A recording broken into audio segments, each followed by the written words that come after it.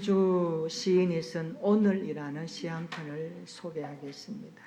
이런 내용입니다. 화내지 마세요. 오늘이 얼마나 좋은 날입니까? 슬퍼하지 마세요. 오늘이 얼마나 감사한 날입니까? 얼굴 찡그리지 마십시오. 당신이 귀한 사람입니까? 이런 내용입니다. 오늘은 어제도 아니고 내일도 아닙니다. 오늘은 오늘일 뿐입니다.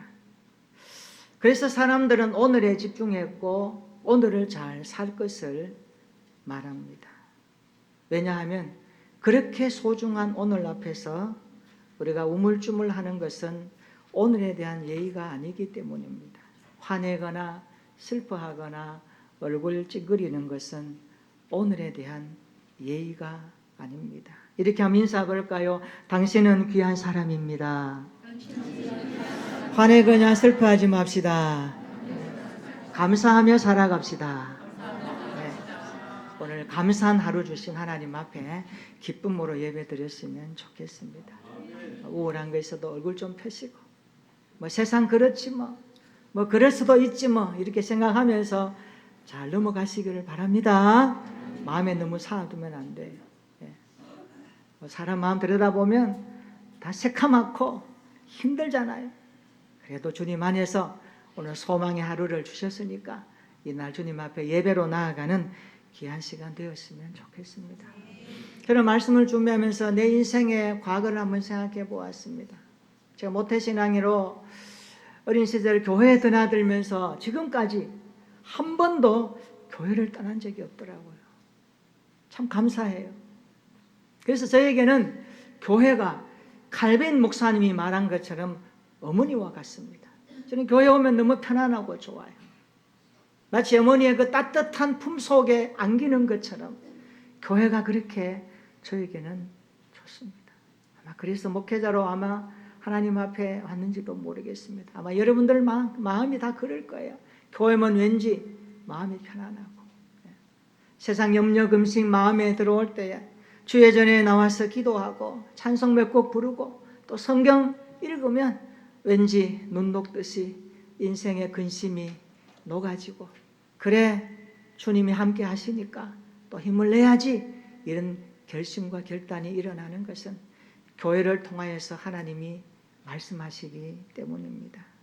예수를 믿는 사람은 그래서 평생 교회와 함께 살아가야 합니다. 교회 없는 믿음 생활은 생각할 수 없고 우리는 교회와 함께 살아가야 합니다. 아마 주님 오실 때까지 여러분 교회는 놓지 못할 것입니다. 그렇죠? 아멘입니까? 주님 오실 때까지 교회는 여러분이 붙들어야 됩니다. 예. 교회가 무엇일까요? 성경에 교회라는 단어가 몇 개 많이 나와요. 그 중에 구약과 신약에서 대표적으로 쓰이는 단어가 두 가지 있습니다. 구약에는 카할이라는 단어를 쓰고 신약에는 에클레시아라는 단어가 주로 교회를 말할 때 쓰여지는 용어입니다. 특별히 신약에 에클레시아라고 하는 이 단어가 쓰여질 때는 한 몇 가지 뜻이 있습니다. 첫째는요, 택자들의 모임을 말할 때 이 단어를 씁니다. 두 번째, 그리스도의 몸을 표현할 때 에클레시아라는 단어를 씁니다. 또 하나, 성령의 전이라고 말할 때 에클레시아라는 단어를 씁니다. 그러니까 교회는 택함 받은 자들이 그리스도의 몸을 이루어 성령의 전으로서 하나님 앞에 사는 겁니다. 이게 교회입니다. 여기에 대해서 저는 한 가지 더 덧붙이고 싶습니다. 그것은 교회를 말할 때 사도성이라고 하는 단어를 포함시켜야 됩니다. 사도성, 사도라는 말은 보냄을 받았다라는 뜻이죠. 다시 말하면 교회가 사도성을 가졌다는 말은 교회가 사도들을 통하여 주시는 주님의 말씀의 교훈을 받고 주님이 사도들을 통하여 사셨던 그 사역들을 오늘 교회가 계승해야 간다라고 하는 사명을 받았기 때문에 교회는 사도성을 가졌다라고 표현하는 것입니다. 이런 측면에서 볼 때 오늘날 지상교회는 사도들이 남겨놓은 주님의 말씀, 교훈을 붙들고 그 사역을 집중적으로 수행해 가야 합니다. 요약하면 복음입니다. 우리가 오늘 교회를 하나님 앞에서 가지고 있는 것은 이런 중차대한 모습이기 때문에 중요한 겁니다. 그래서 로마서 이제 16장에 오면 바울은 로마서 마지막 장을 이제 쓰면서 많은 인물들을 언급합니다. 16장에 나오는 인물들을 보면 한 33명 정도 나옵니다. 그 중에 24명은 로마 교회에 소속된 그리스도인이고 9명은 고린도 교회에 소속된 그리스도인입니다. 33명. 기억하기도 좋죠. 33명. 자, 이 사람들을 향하여 바울은 모난하라, 모난하라 이런 단어를 반복해서 쓰고 있습니다. 왜 그럴까요? 이들이 바울에게는 굉장히 중요한 사람들이었기 때문입니다. 여러분 1절 한번 읽어볼까요? 로마서 16장 1절에 이렇게 바울이 기록합니다. 다 같이 읽어봅니다. 시작. 내가 갱그레아 교회의 일꾼으로 있는 우리 자매 베베를 너희에게 추천하노니. 여러분 사람 추천하는 게 쉬운 일일까요? 고민스러운 일일까요? 여러분 다른 사람에게 이 사람 내가 추천하니까 나보고 쓰라고. 이 사람은 진국이야. 이 사람은 흠잡을 데 없어. 내가 겪어보니까 이 사람은 정말 좋은 사람이야. 이러면 마음 놓고 그 사람에 대한 추천서 써줄 수 있는 사람 몇 사람이 됩니까? 오늘 바울은 로마 교회에 베베를 추천하면서 편지합니다. 갱그레아 교회 일꾼으로 있는 우리 자매 베베를 너희에게 추천하노니. 여러분 성경에 여기 일꾼이라는 단어, 이 성경 읽다 보면은 이해서 방관로 해서 있는 부분이 있잖아요. 이 부분 여러분 좀 찾아봐야 됩니다. 일꾼 앞에 방관로 3이 있죠. 밑에 성경 밑에 보면 방관로 3에서 뭐라고 나와 있습니까? 또는 집사 이렇게 된 성경이 있어요? 대부분 그렇게 되어 있죠. 아, 일꾼을 바울은 집사라고 언급하는구나. 그러니까 베베는 집사예요. 교회 집사라는 거예요. 일꾼에 해당하는 이 단어가 디아코노스입니다. 디아코노스인데 원래 고대 헬라 사회에서는 집안의 일을 위임받아서 관리하는 하인을 지칭할 때 디아코노스라는 단어를 썼습니다. 고대 사회에서. 그런데 이 단어가 초대 교회로 넘어오면서 임무를 수행하는 부관 알죠? 부관. 일을 맡기면 그거를 잘 수행하는 부관을 두고 있는 뭐 군대에서도 있고 뭐 어떤 조직 사회에 있잖아요. 이 부관을 말할 때 디아코노스라고 초대 교회에 썼습니다. 그러다가 복음서에 오면 종이라는 단어로도 사용되었습니다. 그러니까 한 단어인데 굉장한 의미가 포괄적이죠. 그리고 바울 서신에 오면은 이 단어가 교회 사역을 위해서 헌신적으로 감당하는 사람에게 사용되었습니다. 그래서 바울이 지금 이 단어를 베베에게 사용하는 겁니다. 디아코노스라는 단어가 바울 서신에 한 22번 나옵니다. 굉장히 많이 나오는 단어입니다. 자, 바울 곁에는 다양한 사람들이 있었습니다. 볼까요? 오늘 본문에 나오죠. 목숨까지도 내어놓으면서 바울을 도왔던 브리스가와 아굴라 부부. 아굴라 브리스가 부부는 대단한 사람입니다. 바울 곁에서 목숨까지 내놓았다. 이게 보통 일이 아니에요. 여러분 힘들고 어려울 때 여러분 대신해서 방패막이가 되고 목숨까지 바쳐서 여러분을 도와주시는 사람 몇 사람 될까요? 이런 친구 있으면 좋은 친구 둔 거예요. 한번 계산해 보세요. 나에게 이런 친구가 몇 명 있을까? 아니 나는 그를 위해서 내 목숨까지 내놓을 수 있는 브리스가와 아굴라 부부 같은 사람이 될까? 이런 거예요. 바울 곁에는 이런 사람이 있었습니다. 그 다음에 아시아에서 이방인으로는 처음 예수를 믿은 에베네도가 나오죠. 많이 수고한 마리아도 나옵니다. 6절에 보면. 그리고 친척으로 바울과 함께 감옥에 갇혔던 안드로니고와 유니아, 이런 이름들 모두가 바울 곁에서 바울의 사역에 힘이 되었던 일꾼들이었습니다. 사실 바울 곁에서 바울을 도왔던 사람이 33명만 되겠습니까? 엄청 더 많죠. 우리가 잘 아는 바나바는 나오지 않습니다. 바나바 어떤 사람입니까? 바울이 예수 믿는 사람들을 잔멸하려고 그리스도인들을 핍박하고 할 때에 바울의 소문 이미지가 안 좋았습니다. 그런데 다메섹 도상에서 예수를 만나고 부활하신 주님을 만나고 인생이 바꿔졌거든요. 180도 바꿔졌습니다. 예수님 만나니까 바꿔지거든요. 인생의 터닝 포인트가 예수님입니다. 여러분, 자녀들이, 친척들이, 이웃들이 아직까지도 예수 그리스도를 모르고 있다면 이런 기도하실 필요 있습니다. 하나님, 우리 누구누구가 예수님 만남으로 인생의 터닝 포인트가 오게 하여 주옵소서. 인생의 터닝 포인트의 그 정점에 예수 그리스도가 계실진데 예수 그리스도께서 만나 주시옵소서. 이런 기도가 얼마나 귀한 기도입니까? 그래서 바울이 예수 믿고 나니까 이제는 바꿔졌어요. 예수 믿는 사람들 편에 서서 복음을 전하는 거예요. 예루살렘 교회가 이 소식 들었습니다. 근데 예루살렘 교회에 왔네요. 와, 오니까 바울을 바라보는 사람들이 시선 이상해요. 와, 저 사람. 과거에 그 행적이 있잖아요. 사람 어쩔 수 없는 것 같아요. 그렇죠? 그래서 매일매일 잘 살아야 되는 것 같아요. 그런 바울, 사도들까지 가까이 안 했습니다. 그때 바나바가 바울을 사도들에게 이해시키고 예수 만났다는 거, 거듭났다는 거 말하면서 초대교회에 잘 정착하도록 했던 바나바, 그 이름은 여기서 뺐습니다. 그러니까 바울 곁에서 바울을 도왔던 사람, 일꾼들은요 한두 명이 아닙니다. 이처럼 바울 곁에서 수고한 이들로 통하여서 복음은 점점 세상으로 나갔던 것입니다. 이처럼 오늘 우리도 주님의 귀한 일꾼으로 쓰임받는 삶이 되었으면 좋겠습니다. 오늘 설교 제목처럼 교회를 세우는 일에 일꾼이 되었으면 좋겠습니다. 따라서 합시다. 교회를 세우는 일꾼이 됩시다. 예.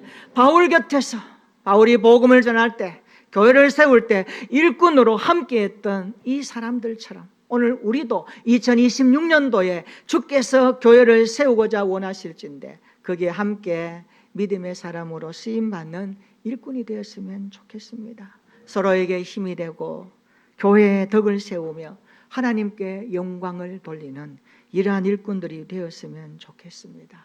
오늘 우리가 이런 일꾼의 삶을 살아가기 위해서 이 말씀을 들었으면 좋겠습니다. 교회를 세운 일꾼이 되려면 어떻게 해야 될까?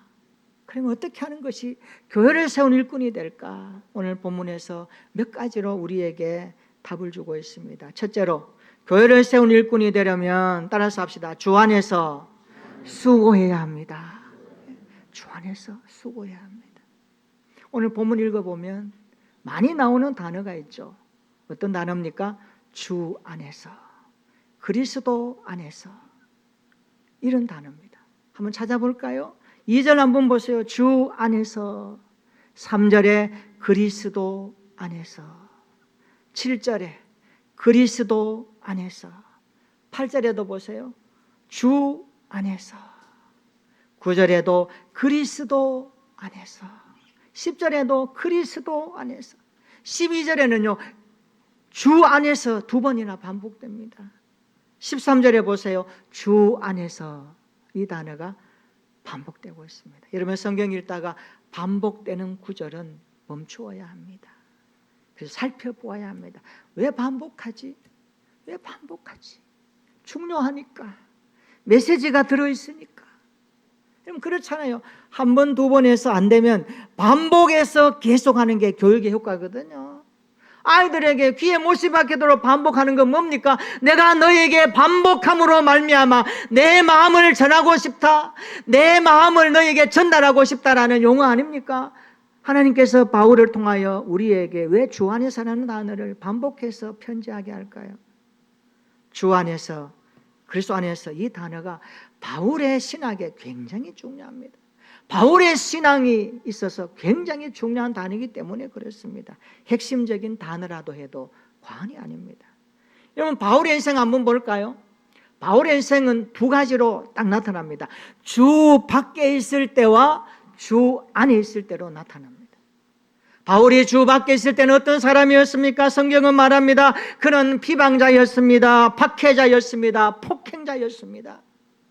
예수 믿는 사람 옛자만 들어도 머리가 서는 사람이 바울이었어요. 주 밖에 있을 때 그의 모습입니다.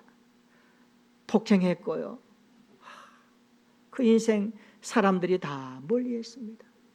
그런데 그가 다메섹 도상에서 부활하신 주님을 만나고 인생이 바꿔졌습니다. 어떻게 바꿔졌습니까?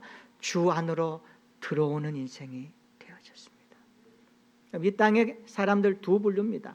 한 분류는 주 밖에 있는 사람, 한 분류는 주 안에 있는 사람입니다. 저와 여러분들이 주 안에 있게 된 거 무한히 감사하시기를 바랍니다. 우리를 주 안에 있게 하기 위해서 그 아들 예수 그리스도가 십자가를 지시고 우리의 죄를 대신 십자가에서 갚아 주셨으니 우리가 예수 믿는 그 믿음 하나 하나님이 보시고 그래 됐다, 내가 내 아들의 피값으로 너의 죄가 용서함 받았다, 너에게 있는 그 믿음은 내가 주신 선물인데 너가 받는구나, 그래 내가 너를 의인이라고 칭하노라, 이제 주 안에 있어라. 하나님의 구원의 선포 아닙니까? 이 은혜가 우리 안에 있게 된 거 감사하시기를 바랍니다. 그러면 주 안에 있다는 거 얼마나 귀한 일입니까?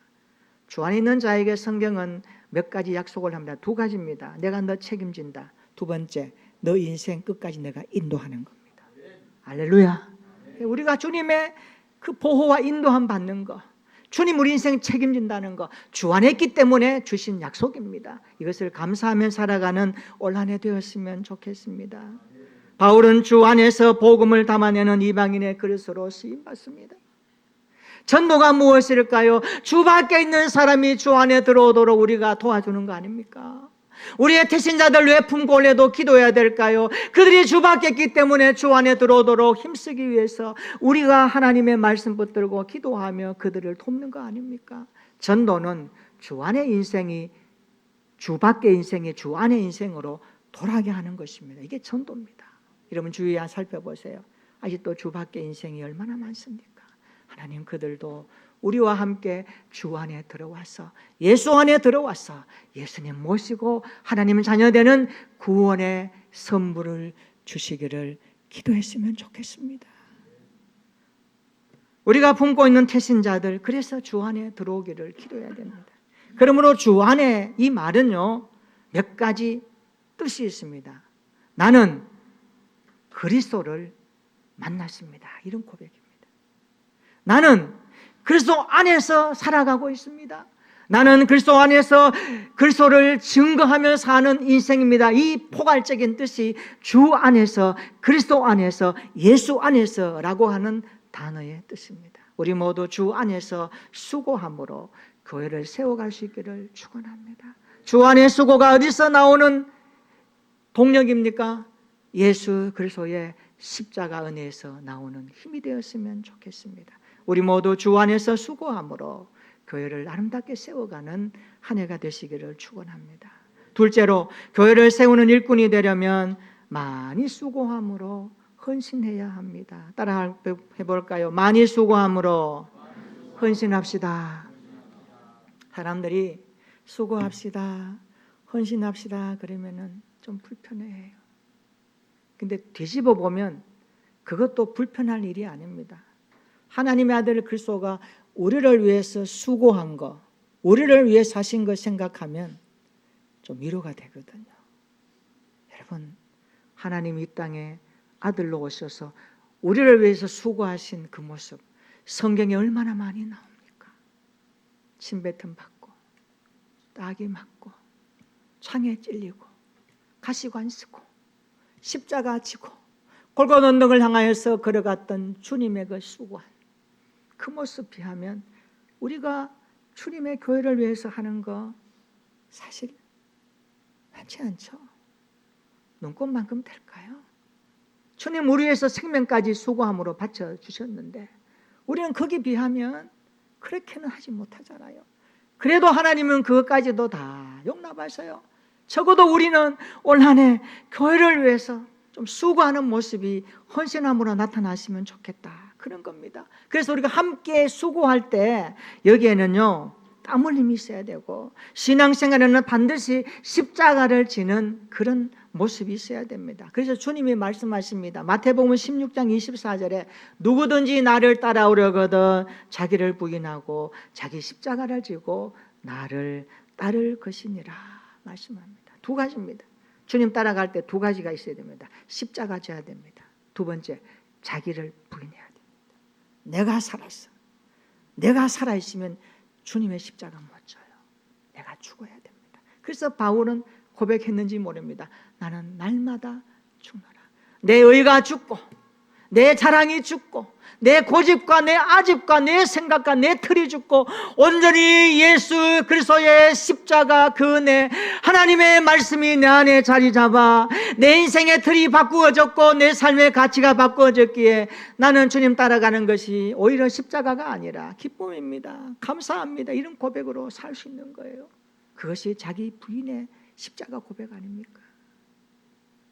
구원받은 사람은 예수를 믿음으로 주님을 따라가는 제자의 삶이 시작됩니다. 날마다 자기를 부인하고 자기 십자가를 지고 따라가라고 주님이 말씀하십니다. 여기에는 많은 수고와 헌신이 필요합니다. 바울은 33명 모두가 주 안에서 수고했다라고 말합니다. 그런데 우리가 특별히 주목해야 될 한 사람이 있습니다. 오늘 본문에 나옵니다만은 이름이 딱 한 번 나옵니다. 12절입니다. 한번 읽어볼까요? 로마서 16장 12절입니다. 다 같이 시작. 주 안에서 수고한 두루베나와 두루보사에게 문안하라. 주 안에서 많이 수고하고 사랑하는 버시에게 문안하라. 아멘. 12절에 나오는 버시라는 인물입니다. 여자입니다. 버시가 누굴까요? 로마 교회 성도입니다.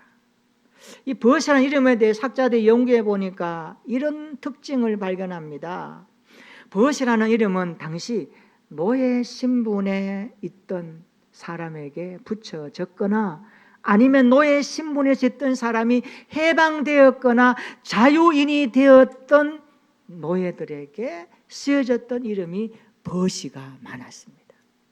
그러니까 이런 정황들을 종합해 볼 때 버시라는 이 사람은 페르시아 여인으로 로마에 와서 노예로 일하다가 바울을 만났습니다. 바울을 만나 복음이신 예수님을 만나고 보니 인생이 바뀐 거예요. 예수 밖에 있던 그 버시가 예수 안에 들어온 거예요. 여러분 인생의 노예는 어떤 것입니까? 자유가 없습니다. 내가 없어요. 끌려가야 됩니다. 수동적인 인생을 살아야 됩니다. 얼마나 힘듭니까? 여러분 노예란 이미지가 주는 게 뭡니까? 자유가 없어요. 노예가 행복할까요? 아닙니다. 노예 같은 인생을 살았던 버시가 로마에서 바울을 만나고 예수님을 영접했네요. 아, 이거는 또 다른 세계구나. 내가 미처 알지 못했던 세계를 이 버시가 경험하기 시작합니다. 그래서 그는 구원의 기쁨과 감격을 가지고 바울을 따라다니며 복음의 수종자로 살았던 겁니다. 오늘 그 버시를 여기서 소개하고 있습니다. 여러분 12절 다시 한번 볼까요? 주 안에서 많이 수고하고 사랑하는 버시라고 그럽니다. 바울이 볼 때의 버시를 생각하면 눈물 나는 사람이에요. 그 여인이 노예로 생활하다가 인생의 행복도 인생의 자유도 몰랐다가 예수 그리스도를 알고 인생의 가치와 의미가 새롭게 발견됐네요. 천국의 소망이 가슴에 새겨지게 되었네요. 그래서 주 안에서 바울을 도와서 그렇게 수고했던 버시를 생각하니까 눈물 나는 거예요. 로마서를 마무리하면서 이 이름을 뺄 수가 없었던 겁니다. 많이 수고한 버시, 사랑하는 버시라고 오늘 바울은 소개하고 있습니다. 여러분 12절 다시 보시면 바로 앞에 나오는 주 안에서 수고한 두루베나와 두루보사에게 문안하라, 이것과 한번 견주어 보면 얼마나 버시를 향한 바울의 감격적인 어휘가 두드러지는지를 알 수가 있습니다. 여기 보세요. 12절에 두루베나 두루보사 누굴까요? 쌍둥이 자매입니다. 당시에 두루라는 단어는요, 로마식에 의하면 쌍둥이에게 붙였던 이름이었다고 합니다. 그러니까 두루베나와 두루보사는 쌍둥이입니다. 이와 함께 버시에 대하여는 바울이 말합니다. 주 안에서 많이 수고하고 사랑하는 버시라고 말합니다. 그러니까 주 안에서 많이 수고했다는 것은 뭘 말할까요? 그가 살아가는 섬김의 동기가 예수님이 되었고 사람들이 뭐라고 해도 나는 예수님이 주신 구원의 은혜 감격 때문에 주님만 바라보고 수고했다는 겁니다. 뿐만 아니라 바울을 통하여 일하실 주님을 바라보면서 수고하고 헌신했다는 뜻이 주 안에서 많이 수고했다라는 뜻의 의미입니다. 오늘 우리도 버시처럼 많이 수고하고 헌신하는 일꾼들이 되었으면 좋겠습니다. 사람들 바라보지 말고 세상과 비교하지 말고 지금 눈앞에 보이는 것이 아무것도 없어도 버시처럼 내가 노예로 살았지, 내가 인생에 소망이 없었지, 그러나 어느 날 나에게 찾아오신 성령께서 예수 그리스도가 누구인지 알게 하셨고 믿게 하셨고 구원의 믿음 주셔서 나도 모르게 주님 믿습니다 고백함으로 말미암아 하나님의 자녀된 천국 백성 되었지. 내가 얼마나 하나님 앞에 설 수 없는 존재라는 걸 나도 잘 아는데 하나님 그 모든 죄 물어보지도 아니하시고 예수 그리스도의 십자가 구속의 은혜 하나만으로 다 덮어주셨고 그 예수 그리스도를 믿는 신앙 하나로 내를 이렇게까지 달려오게 하셨지. 이 고백하면 우리는요 수고하고 헌신하는 거 감당할 수 있습니다. 그래서 우리가 수고하고 헌신하는 모든 것의 동기는요 예수 그리스도의 십자가 사건에서 출발해야 됩니다. 그럴 때 우리가요 힘들지 않습니다. 여러분, 우리가 오늘 이 땅을 살아갈 때에 얼마나 많은 사람들이 편리주의를 찾아갑니까? 편한 세상을 추구합니까? 근데 성경을 열어보니 그것보다 좁은 길을 가라 하네요. 주님 따라가려면 십자가 지라 하네요. 자기를 부인하라 하네요. 이게 자꾸 우리를 힘들게 하는 겁니다. 그 논란에 우리가 좀 성숙해집시다. 이런 모든 것들도 갈무리 되어져서 주의 말씀 들을 때마다 깨달아져서 내 영혼에 새겨져서 이제는 좀 더 액션을 취하고 행동을 취하고 태도를 취해서 그래 주님이 말씀하시면 가보지 뭐 한번 해보지 뭐 이런 자세한 마음으로 주 안에서 많이 수고하는 교회를 위한 일꾼들이 되었으면 좋겠습니다. 교회를 세우는 일에 많이 수고함으로 헌신하는 우리가 되었으면 좋겠습니다. 세 번째로 교회를 세우는 일꾼이 되려면 사랑과 연합으로 하나가 되어야 합니다. 주님의 교회는 사랑과 연합으로 하나 되어야 됩니다. 교회는요 같은 말, 같은 마음, 같은 뜻으로 하나 되어야 됩니다. 그래서 그리스도인들은요 오직 예수 그리스도의 소리 하나로 연합하고 하나된 공동체의 모습으로 빚어지는 것입니다. 바울은 지상교회 로마서를 읽고 있는 우리에게 이렇게 부탁을 합니다. 우리 16절 한번 읽어볼까요? 오늘 본문 마지막 절입니다. 다 같이 읽어봅니다. 시작. 너희가 거룩하게 입맞춤으로 서로 문안하라. 그리스도의 모든 교회가 다 너희에게 문안하느니라. 아멘. 바울은요 우리에게 말합니다. 너희가 거룩하게 입맞춤으로 서로 문안하라. 이게 거룩한 입맞춤이 나옵니다. 성경의 거룩한 입맞춤은 사랑과 연합의 뜻을 담고 있습니다. 사랑으로 연합하라는 겁니다. 여러분, 사랑으로 연합하는 것만큼 하나 되는 비결이 없습니다. 교회는 사랑과 연합으로 하나 되어야 한다는 뜻입니다. 한 사람 한 사람이 사랑으로 하나 되어 서로 연합할 때 그 공동체는 강한 공동체가 됩니다. 우리 교회가 사랑과 연합으로 하나 되는 공동체가 되기를 소망합니다. 우리가 예배드리는 우리가 오늘 교회를 세우는 일에 사랑으로 연합하는 믿음의 권속들이 되시기를 축원합니다. 우리가 사랑과 연합으로 하나 되기까지 예수님이 십자가 사건이 있었다는 것을 아십시오. 우리가 하나님과 연합할 수 없는데 주님이 십자가에서 죽어주심으로 부활하심으로 믿음을 주심으로 하나님과 연합할 수 있는 가족이 된 것입니다. 이런 은혜가 우리에게 있어졌습니다. 그래서 교회는 예수님으로 맺어진 하나님의 가족입니다. 우리는 예수님의 십자가 보혈로 맺어진 구속의 공동체입니다. 옆에 분에게 한번 말해볼까요? 우리는 십자가 보혈로 맺어진 하나님의 가족입니다. 이걸 영적 가족이라 그럽니다. 만 따뜻하게 대해주시고 기도 많이 해주시고 손잡아 주시고 힘들고 어려울 때 함께 격려하고 사랑으로 연합하여 하나 되는 우리 교회 되었으면 좋겠습니다. 나와 생각이 좀 달라도 나의 삶의 패턴이 달라도 예수 안에서 큰 바운더리를 정하고 주 안에서 하나된 구속의 공동체 의식을 가지고 날마다 살펴보고 돌아보며 생각하며 기도해 줄 수 있는 우리의 믿음이 되었으면 좋겠습니다. 이런 방황했죠. 자녀들 집에 있을 거예요. 그 좋은 거예요. 학교 안 가고 집에 같이 있는 거 얼마나 좋습니까? 가족과 함께. 요즘 영화계에 좀 핫한 영화가 하나 있죠. 제가 이 말 하면 아시겠지만 신의 악단. 그게 뭐예요?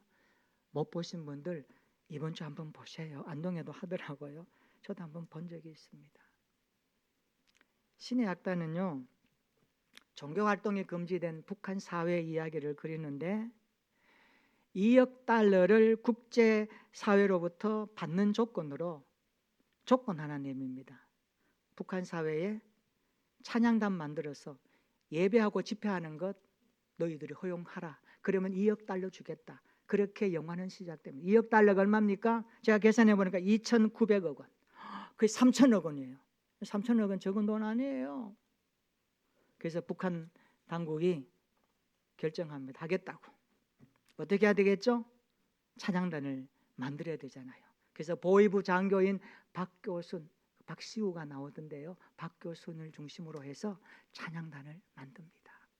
자, 만들고 보니까 이제 우리나라의 그 TV를 보면서 저렇게 하는 거나라고 배우고 이제 시작하는데 이게 뭐 되나요? 그래서 승리악단이라고 이제 모집을 해가지고 이제 하는데 이것은요 실화를 바탕으로 영화를 만들었다 합니다. 이 영화를 만들 때 북한의 그 그림들을 좀 녹아내야 되니까 이런 지형이 없잖아요. 그래서 영하 40도가 되는 몽골에 가서 만들었다 그래요. 거기 보면요 볼거리가 좀 있습니다. 이 영화는요 기독교 찬양이 많이 나옵니다. 은혜라는 것도 나오고요. 고통의 멍에 벗으려고 그 찬양단 중에 그걸 부를 때에 이 박교순이가 마음이 이렇게 막 이렇게 탁탁 이렇게 허물어지기 시작해요. 박교순이가 누구냐 하면 이 영화에서 어린 시절 어머니가 예수 믿는 사람이에요. 어머니가 집에서 이상한 성경을 보니까 학교에 초등학교 때 그걸 일기로 썼네요. 그러니까 보위부에 잡혀가서 엄마가 아들이 보는 앞에서 총살을 당해요. 이렇게 영화가 진행됩니다. 근데요 참 놀랍게요. 이 영화는요 그를 통하여 하나님이 일하신다는 것을 많이 보여줍니다. 박교순 이름 거꾸로 하면 순교되죠. 그런 의미도 많이 담고 있더라고요. 나중에는 그래서 이 영화 끝에 가면 신의 악단이 마지막 공연을 하고 나면 그 대원들 다 죽이라 그럽니다. 이걸 박교순이 알아요. 어떻게 할까요? 안 되겠다. 내가 이 사람들 다 탈출하도록 해줘야 되겠다. 그러면서요 그걸 자기가 다 해요. 그 나중에 보니까 들통나지요. 그래서 본인은 총살령으로 죽습니다. 근데 영화의 마지막 그 백미라고 하는데 저희는 그렇게 다가왔었어요. 이 박교순이가 죽기 전에 이 한마디를 남깁니다. 하나님 나 잘난 거 맞디요? 하나님 나 잘난 거 맞지요? 이렇게 말합니다. 저는 그것이 오늘 우리 시대에 던져주는 메시지라고 보고 싶습니다. 오늘 이 말씀과 연결하면 이렇지 않을까요? 하나님 내가 주 안에서 수고한 거 잘한 거 맞지요? 하나님 내가 교회를 위해 많이 수고하고 눈물 흘린 거 잘한 거 맞지요? 하나님 사랑과 연합으로 하나 된 거 참 잘했지요? 우리에게 이런 하나님을 향한 고백이 있었으면 어떨까요? 교회는 그런 곳입니다.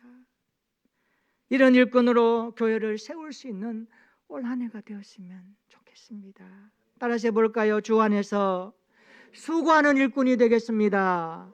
많이 수고함으로 헌신하는 일꾼이 되겠습니다.